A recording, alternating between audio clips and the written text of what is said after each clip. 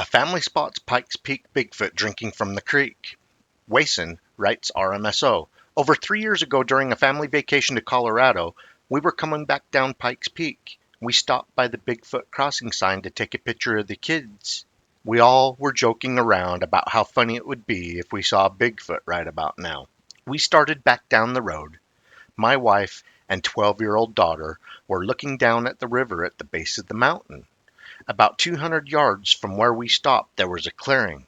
My wife said, "I think that's a red bear drinking." It stood up, and they both said, "Nope, it's Bigfoot." I stopped just in time to see the backside of a hairy bipedal animal walking into the brush. It was auburn in color. It was a couple hundred yards away, but it was at least 7.5 to 8 feet tall and really wide.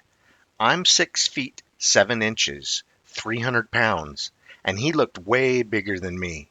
My wife got her phone out to try and get a picture, but this all happened within a few seconds, and it was gone.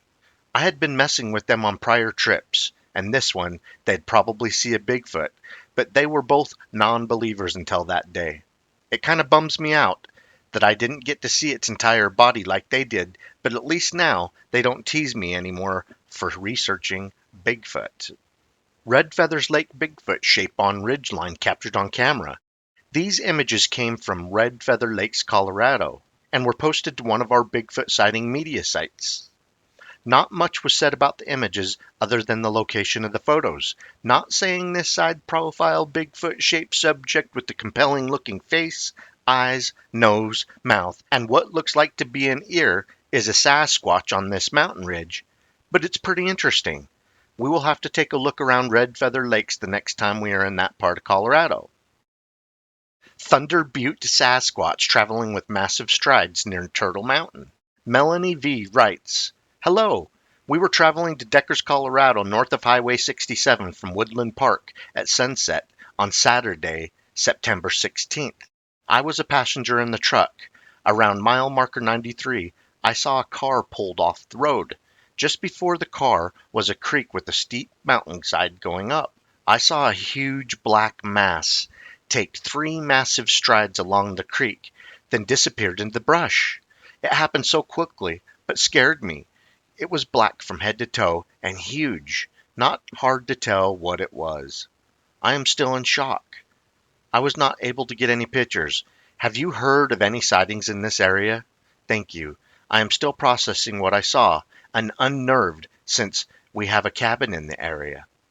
RMSO responds, "Hi Melanie, we have received other Bigfoot sightings near Woodland Park in the past. We just got back from an expedition into the San Juan Mountains of Colorado. Were you able to estimate the height or width of the black mass, and did it appear to be on 2 legs?" Melanie continues, "I thought at first it was a person from the car that was pulled off on the side of the road, but there was no way it was a human being. It was totally black and about 7 feet tall, on 2 legs. Arms were long and bent, as you do when you're running. The 3 running strides it took covered quite a bit of land, and you could tell that it was trying not to slip on the loose gravel on the steep hill. Then it disappeared into the brush. I can't thank you enough for your response. When was the last sighting in Woodland Park that was reported to you?" RMSO responds, "The last report was within the last year. However, it actually happened in 1977. A couple watched one run up a hill after it stood in front of their car, watching them for a few moments." Melanie states, "Thank you. I have to call into a friend who lives near the area of the sighting to see if she has experienced anything. She did have an incident about 3 months ago where she thought a bear had gotten into the car. However, the animal opened the car door to access the food inside. She thought this was odd since she has lived in the area her whole life, and when bears went inside a car, they usually don't try the handle first." RMSO responds, "A bear would have trashed the car inside and out. Interesting." And Melanie responds, "It only trashed the inside." I hope you guys enjoyed these Bigfoot sighting reports from Colorado. Colorado is the #1 Sasquatch reported hotspot in the Rocky Mountains.